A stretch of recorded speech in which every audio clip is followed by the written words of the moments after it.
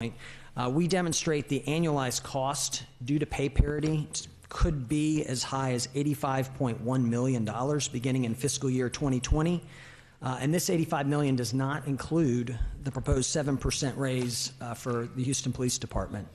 That raise would impact Prop B by an additional $15 million in FY 2020 and $27 million in FY 21, totaling an additional $42.7 million.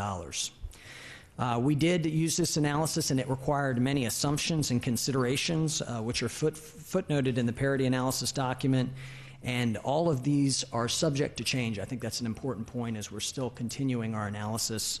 I would say that in closing, it's clear that the city will need to take additional steps necessary to absorb the additional $85 million in one fiscal year.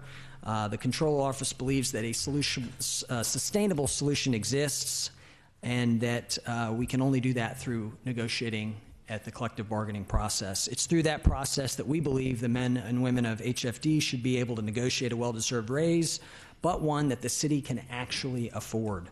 So we are hopeful that the sustainable solution will be reached that will take care of both our firefighters and also something that the city taxpayers can afford. So thank you very much. Happy to answer any questions. This concludes my report.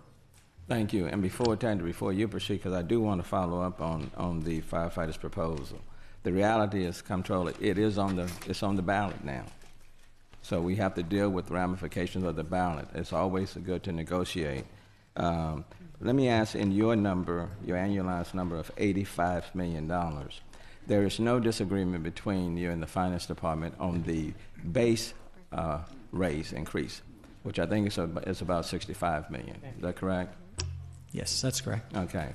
And in your number of $85 million, you are assuming that there will have to be layoff reductions, are you not? That is correct, yes.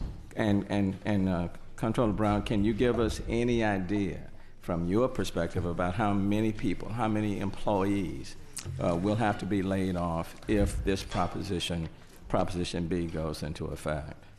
If that was absorbed entirely by the fire department, around 800 employees. It depends on if that was spread amongst other departments.